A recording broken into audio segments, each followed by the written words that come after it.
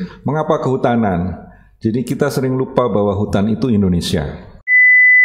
Mungkin nggak menyadari bahwasanya 63% luas daratan Indonesia itu 63. kawasan hutan. Jadi kita mempelajari hutan berarti mempelajari Indonesia.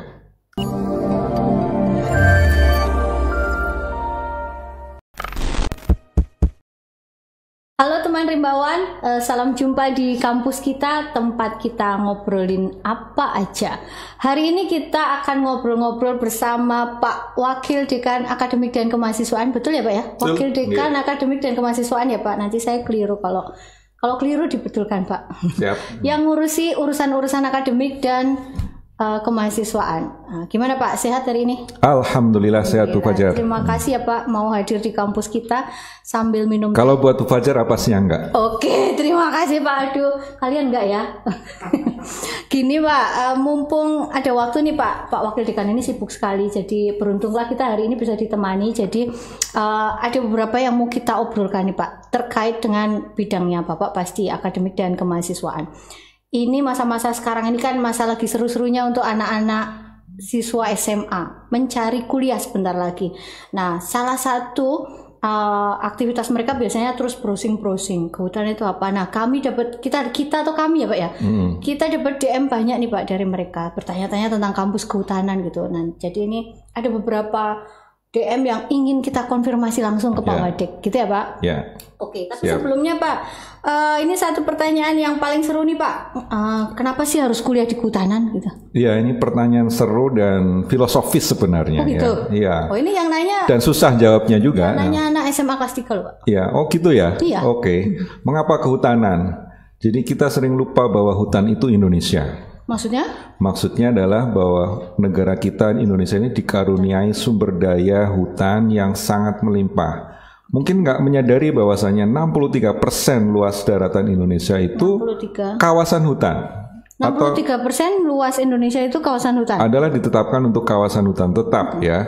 Nah, artinya 63% loh ya hutan. Jadi kita mempelajari hutan berarti mempelajari Indonesia. Itu yang pertama ya. Menarik sekali bahwasanya potensi hutan Indonesia ini juga termasuk yang nomor 3 terbesar di hutan tropis ya, atau nomor 9 untuk keseluruhan hutan. Belum biodiversitasnya, di situ menjadi plasma nutfah, menjadi sumber obat, menjadi sumber penghidupan masyarakat dan seterusnya. Ini yang sering orang lupa dan tidak menyadari pentingnya hutan di Indonesia. Nah, karena itu mengapa kehutanan? Ya karena ada peran yang sungguh luar biasa dari kehutanan ini untuk bangsa Indonesia itu. Bentar Pak, tapi ini ada pertanyaan Pak. Itu 60% hutan itu konon katanya banyak yang rusak Pak. Iya, hutan Indonesia selama mulai dari kemerdekaan sampai sekarang memang terus berkurang ya. Dari dulu berarti zaman udah 63% lagi Pak. Dari dulu zaman kita 144 juta hektar pada saat kita pertama kali karena kita satu angkatan Kita ya. Pak, aduh kok ketahuan. Sekarang 120 juta hektar. Jadi ada penurunan 20 juta hektar memang untuk pembangunan ya. Itu tidak bisa dihindari ya. Tetapi kita harus punya tugas menjaga yang 120 juta hektar atau sesuai kesepakatan nasional, peran itu tetap harus ada ya. Hutan sebagai pendukung lingkungan hidup itu seringkali tidak dinilai ya. Sehingga kehutanan seringkali hanya fokus pada kayu, padahal betul. More than that kan. Kayu hanyalah salah satu komponen penting, tetapi ada hal lain yang lebih penting, non kayunya, biodiversitasnya, manfaat ekonomi yang tidak dihitung secara formal. Itu luar biasa ya. Nah itu Pak yang menarik, karena kan orang mikirnya juga belajar kehutanan ini pasti belajar tentang kayu-kayuan gitu ya. Ya, Jadi itu tidak hanya itu terjawab. Jadi belajar wildlife-nya juga, belajar masyarakat adatnya juga ya. Jadi mengetahui hutan Indonesia berarti mengetahui keanekaragaman Indonesia. Oke. Jadi gitu harus. Iya, itu sangat filosofis kan sebenarnya. Nah, sekarang kita masuk ke teknis. Bagaimana cara mengelola yang 120 juta hektar itu? Ibaratnya setiap 1000 hektar itu dikelola oleh seorang sarjana kehutanan. Artinya kita membutuhkan 120.000 tenaga profesional kehutanan. Dan itu masih belum mencukupi. Dari tahun 63 sampai dengan hari ini, Fakultas Kehutanan UGM itu hanya meluluskan 7 ribuan Belum fakultas lain mungkin sekitar itu. Kita masih butuh seorang sarjana atau seorang engineer di bidang kehutanan yang banyak sekali. Dan itu adalah dengan cara mengambil profesional di kehutanan. Oke, jadi teman Rimbawan, kenapa sih harus di kehutanan kuliahnya?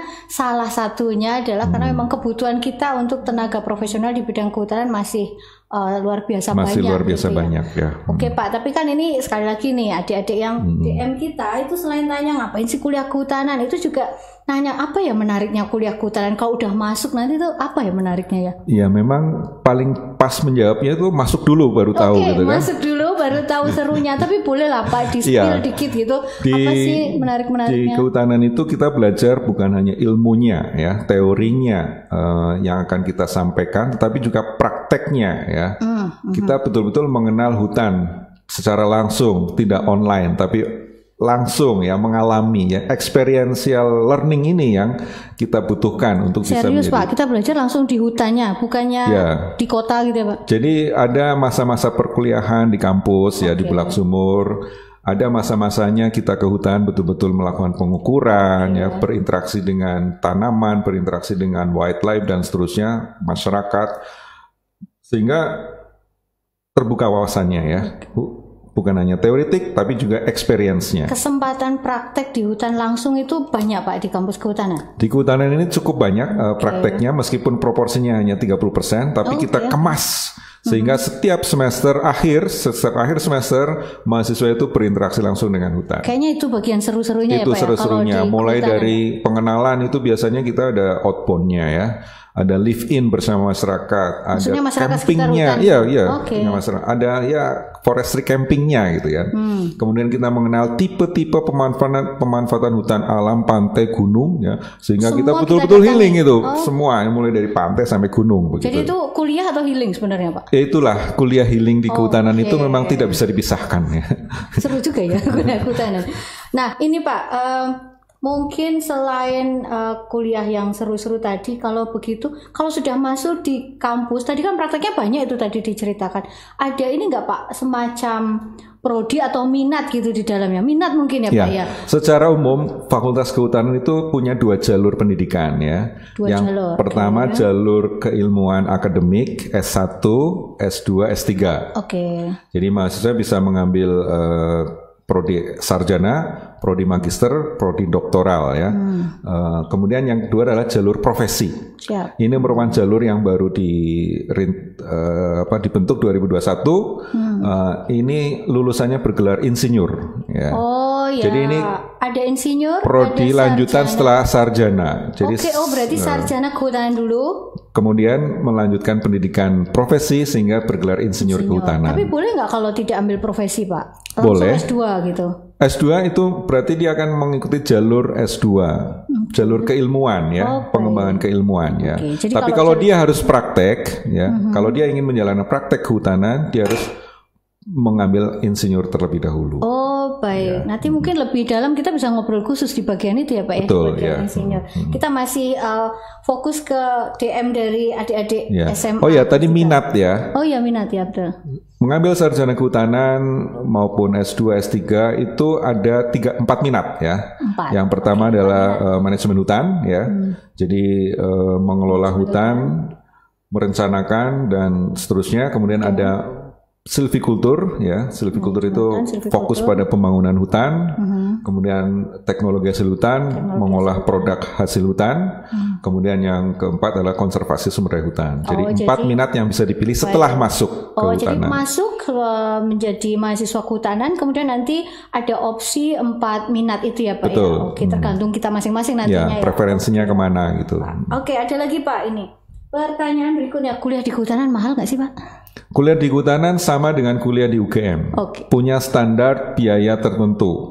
Bagi yang tidak mampu, dia dapat kategori kartu Indonesia Pintar Kuliah, ya, dia dibiayai oleh pemerintah, atau dia membayar UKT yang sangat terjangkau. Tapi bagi orang tua yang punya penghasilan yang lebih, sehingga dia bisa berbagi, dia dikenakan biaya yang lebih tinggi begitu. Jadi ini nanti semacam kayak subsidi silang. Betul sekali. Jadi ada orang tua atau mahasiswa yang membayar full, ada yang orang tua atau mahasiswa yang diberi subsidi gitu, sehingga dia tidak membayar full begitu kira-kira. Oke, kalau saat ini Pak untuk masuk di Fakultas Kehutanan ini kita ini pasti yang biasanya dilirik oleh adik-adik siswa SMA yang mau kuliah ini adalah kuotanya berapa sih? Kuotanya tahun ini alhamdulillah naik ya dari 250 menjadi 300. Oh, ada kuota per angkatan 300 teman untuk bawaan S1 yang mau ya. masuk kehutanan. 300 ya Pak 300 kuotanya. ya. Nah, kalau prosedur pendaftarannya sendiri seperti apa Pak? Prosedurnya kita ada 2 jalur ya, nasional dan mandiri. Oke. Ya, nasional itu SNBP, SNBT. Kuotanya itu 60%, jadi 30-30. Ya. SNBP 30, SNBT 30, dan yang mandiri 40%. Ya. Oh, itu mungkin kita jadi satu gitu ya Pak ya. Ini kalau menjawab pertanyaan yang masuknya cara pendaftarannya gimana gitu, jadi satu dengan UGM mungkin ya lewat. Kalau yang mandiri itu um.ugm.ac.id ya. Kalau yang nasional ikut yang SNPMB nasional itu ya. Oke Pak, ini ya terkait kembali lagi yang tadi Pak, terkait dengan kan kuliah kehutanan mahal nggak sih gitu. Ada pertanyaan dengan kalau beasiswa yang bisa diakses tuh banyak nggak Pak? Luar biasa banyak, jadi 30% dari mahasiswa S1 kita itu mendapat beasiswa. 30% itu besar loh Pak? Ya itu sekitar 500 ya. Mahasiswa itu mulai dari beasiswa dari fakultas, ada beasiswa dari yayasan keluarga alumni Gajah Mada, kehutanan, ada yang BUMN ya, ada yang swasta ya, dari perusahaan-perusahaan swasta juga ada yang dari perbankan, ada yang dari pemerintah sendiri. Gitu. Oke, jadi sebenarnya peluang untuk meraih beasiswa itu cukup beragam ya Pak ya. Dan faktanya tadi sepertiga mahasiswa kita aja bisa meraih itu. Setiap orang mendapat satu beasiswa tidak bisa mendapat beasiswa dari yang lain. Jadi pintar-pintar memilih ya. Betul. Oke. Nah ini Pak, ini ada yang pertanyaan yang menarik juga. Jadi ada satu mahasiswa yang DM kita, bukan satu mahasiswa, ini calon mahasiswa gitu yang kebetulan tertarik ini untuk masuk di Fakultas Kehutanan. Dia ada di luar Pulau Jawa gitu. Dia bertanya, dia pengen ikut pendaftaran yang nanti ikut tesnya di Jogja juga gitu. Nah dia bertanya, ada nggak ya beasiswa transport untuk menuju ke Jogja gitu Pak? Itu ada ADB namanya, Ayah dan Bunda. Oh maksudnya, saya pikir ada beneran. Kalau untuk transport gitu soalnya. Sebenarnya tes bisa dilaksanakan di beberapa kota kan, tidak harus di Jogja. Tidak perlu harus datang ke Jogja, di beberapa kota. Tidak harus datang ke Jogja, di Makassar ada kalau dia di timur. Di barat itu ada di Medan, Pekanbaru ya, Jakarta juga ada. Oke, jadi ada beberapa simpul di Indonesia ya. Jadi mungkin paling dekat kemana silahkan pilih ya teman-teman, tidak harus ke Jogja ya. Ke Jogja nanti kalau sudah diterima saja. Oke, siap. Nah kalau sudah diterima Pak, terus sudah kuliah, lulusan kehutanan jadi apa sih Pak? Ya semua orang tahu bahwasanya presiden aja bisa ya. Oke. Jadi lulusan profilnya kita banyak menjadi birokrat ya. Birokrat itu kerja di Kementerian Kehutanan dan Lingkungan Hidup, ada yang juga di dinas-dinas pemerintahan daerah ya. Kemudian yang lainnya itu bekerja di industri ya, di industri kehutanan. Ada yang mulai dari hutan tanaman industri ya, ada hutan alam, ada yang di pabrik ya, karena luas sekali ininya. Dan birokrat itu sendiri macam-macam, ada yang di lapangan, ada yang mengambil kebijakan, ada yang menjadi penyuluh, ada yang menjadi peneliti, ada yang menjadi pengelola taman nasional ya. Kemudian ada memang lulusan kami bekerja di sektor lainnya, misalnya perkebunan, pertambangan. Masih ada kaitannya dengan kehutanan karena di sana dia mengelola yang sifatnya biodiversitas ya, atau reklamasi, rehabilitasi lahan dari tambang gitu ya. Jadi sebenarnya luas ya Pak, luas sekali, bidang pengabdiannya lulusan kehutanan. Apalagi sekarang banyak upaya kita untuk meningkatkan cadangan karbon melalui penanaman, dan ini menjadi proyek yang besar sekali bagi Indonesia untuk merehabilitasi hutan-hutan yang rusak ya, dan itu potensi pasar tenaga kerjanya juga tinggi. Ya. Oke lah, jadi makin inilah Pak masuk kehutanan. Iya. Terakhir Pak, satu Pak, apa namanya? Mungkin ini tidak ditanyakan sih oleh di daftar DM ini nggak ada, tapi kok rasanya pengen juga ya, pengen dibahas juga. Di kampus kita ini punya fasilitas apa aja Pak untuk belajar? Wah, fasilitas kita semakin membaik sekarang ya. Kita punya gedung-gedung yang di situ ada laboratorium. Dan yang tidak dipunyai oleh fakultas lain itu kita punya kampus lapangan. Maksudnya Pak? Kampus Ya, lapangan jadi itu? kita punya hutan pendidikan yang khusus di untuk luar kampus mendukung yang ada di Tridharma sini. kita Oke. ya. Ada di Gunung Kidul namanya Hutan Pendidikan Wanagama 1, luasnya 600 hektar. Dan pasti ke sana kita itu sebagai tempat pembelajaran candra di mukanya kita ya, Oke. kawahnya itu di sana. Kemudian yang kedua kita punya juga 11.800 hektar di KHDTK UGM di Ngawi dan Blora ya. Di luar Jawa kita juga pernah ada di Jambi, ada di ya terutama di Jambi itu ya. Dan beberapa kampus lapangan lain yang masih di Jawa juga ada gitu ya. Jadi kita punya laboratorium alam gitu ya. Oke, selain laboratorium Yang pengembangan ada di ilmu yang kelas, ada ya. di fakultas Betul, gitu ya, yang ada gitu. di kampus ya. Kalau fasilitas, saya pikir memang istimewanya yang tidak dimiliki oleh fakultas lain adalah kampus lapangan Kampus itu lapangan, tadi ya. ya. Oke.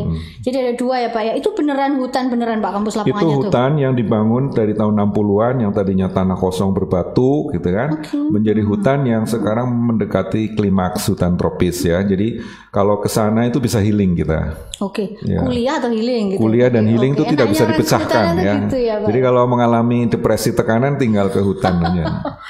Tapi itu terus kuliah di dalam hutan atau gimana Pak? Di dalam hutan. Di dalam hutan pendidikan itu kita bisa camping ya, forestry camping. Asramanya juga ada. Oh, ada asramanya Ada ya. asramanya. Oke. Kita juga kadang live in bersama masyarakat. Ini yang saya kira sangat menarik bagi mahasiswa generasi milenial. Tinggal di tengah desa, tinggal bersama masyarakat desa, memberi pakan sapi ya, memanen tanaman kacang dan seterusnya. Ini menjadi experience yang luar biasa ya. Oke, nanti jangan-jangan kalau udah ke dalam hutan nggak mau balik ke kampus di sini. Iya, ada tingkat kejenuhan juga ya. Oke. Oke Pak, mungkin kok DM-nya apa lagi ya ini ya? Masih ada Bu? Saya kira itu sih Pak. Oh mungkin ini setelah masuk di kehutanan Pak, ada kampus di sini di Jogja, ada di kampus lapangan gitu. Nah ini ada yang menarik juga Pak pertanyaan. Peluang untuk belajar itu kan berarti tidak hanya di kampus, tapi juga di kampus lapangan. Tidak hanya di kampus, maksudnya kampus fakultas ini, tapi juga di kampus lapangan. Nah, model pembelajarannya sendiri seperti apa Pak?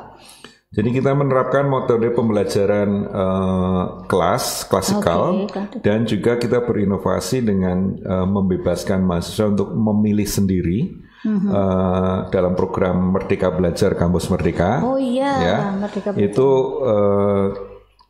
terutama magang ya. Oh ada magang juga? Magang bisa 4-6 bulan di gitu? industri, Oke. di badan-badan pemerintahan. Ada yang dibiayai oleh pemerintah, ada yang mandiri, ada yang berbasis project dosen begitu ya. Dan kemudian memang banyak laporan-laporan praktikum ya yang tetapi ini ternyata konsekuensi dari pembelajaran yang berkualitas yang nantinya di dunia kerja itu sangat dibutuhkan ya.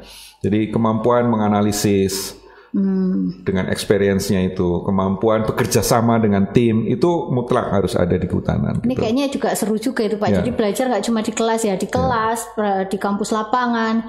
Ada magang tadi ya Pak ya, kemudian ikut terlibat dalam riset atau pengabdian dosen. Sebenarnya banyak banget kalau diomongin mungkin banyak sekali ya Pak ya. Tapi oh iya jangan lupa untuk tahun ini kita buka kuota 300 ya. Iya, kuotanya 300 untuk mahasiswa masa S1, masa baru. S2 Pak? S2-nya itu kita menerima 40 ya per tahun. 40 untuk S2. Kemudian S3-nya 10 atau 20 per tahun ya. 20 tahun per Jadi tahun. S1 300, S2 40, S3 20, kurang satu lagi Pak. insinyur 100 per angkatan 100 per angkatan. Oke, kuotanya itu boleh dicatat teman rimbawan semuanya yang tertarik untuk masuk. Oke, mungkin terakhir Pak, ada sesuatu yang spesial mau disampaikan nggak untuk teman rimbawan yang pengen tahu kenapa harus kuliah di kehutanan gitu?